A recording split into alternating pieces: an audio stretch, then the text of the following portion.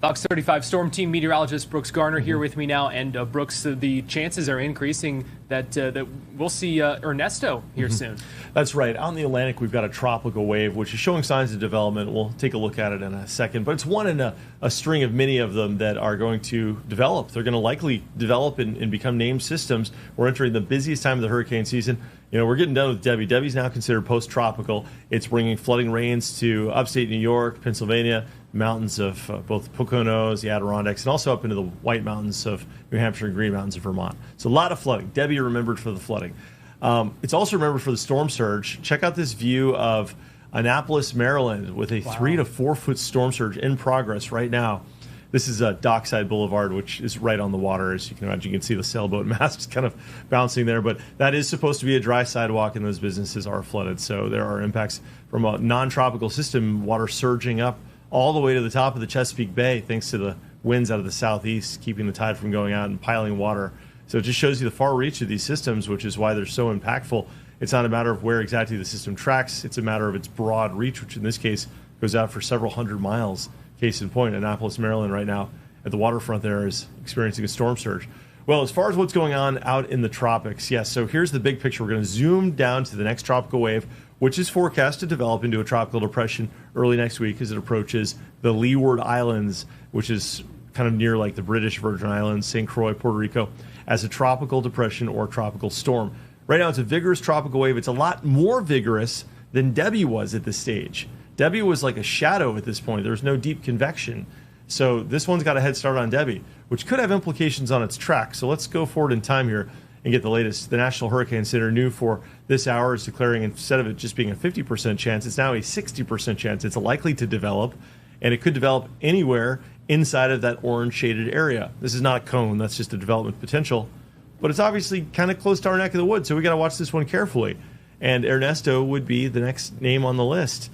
But if it's stronger as it approaches, which it might be, that could curve it out to sea safely east of Florida. That could result in it doing a good old Atlantic curve, maybe brushing the Outer Banks, or maybe missing the U.S. entirely. We hope that's the case. That's what our deterministic models, our global models, are suggesting at this point. The GFS American model says, it might brush the Outer Banks of North Carolina as a hurricane, but might miss Florida too. So just hoping that remains the case.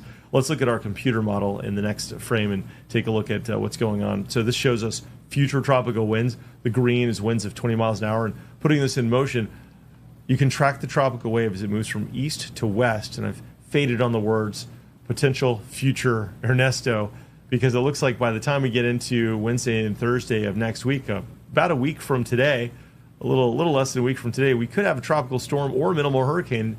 And it could be located in the Turks and Caicos, which would obviously be within 500 miles of us.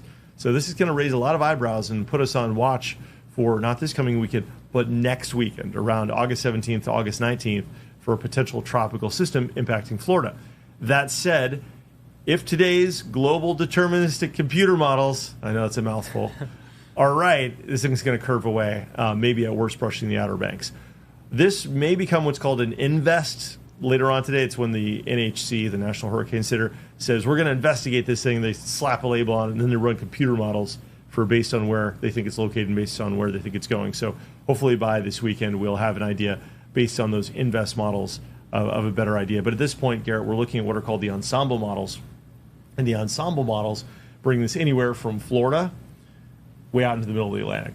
So from Bermuda to Cedar Key, huge swath. Could be a Gulf storm, most likely an Atlantic storm. I'd say at this point, 75% of the models miss Florida, curving into the east. So let's hope they all curve to the east. Well, and the good news is, too, is that it seems like this is forming more quickly than Debbie did, which, regardless of the track, is going to give us a better idea a lot sooner than we had with Debbie. So true, because not only does a stronger storm more likely curve out to sea, but a stronger storm will give us a more certainty of what might become of it, instead of a storm that is teetering and then forms in our backyard, which is what Debbie did. That's why there's so much uncertainty until almost the day before it made landfall on Monday in the Panhandle and in the Big Bend region. So far we've had Alberto. That was a tropical storm. We had Beryl. That was the major Category 5 hurricane, major hurricane, record-breaking, earliest Cat 5 in history, recorded history, followed by Tropical Storm Chris and Hurricane Debbie, minimal hurricane making landfall near Steinhatchee in Taylor County on Monday at 7 a.m. So next up is Ernesto, and this is the beginning. Listen, there's 21 names on that list. This is a standard list. The forecasting entities of the world, the Colorado State University, the National Hurricane Center, forecasting that we'll at least use this list. Probably we'll have 23 or 24 storms at the minimum, which means we'll have to go into our backup list. So we've got Ernesto, Francine, Gordon, Helene, Isaac, Joyce, Kirk, Leslie, Milton, Nadine, Oscar, Patty, Raphael, Sarah, Tony, Valerie, and William to go, all before October. So it is going to be one after another. I think just about every tropical wave out there forming is going to be named, and it starts this week. Yeah, that's a lot still on the way. Yep, we got to stay vigilant. Hopefully they'll curve out to sea. All right, Brooks, thank you.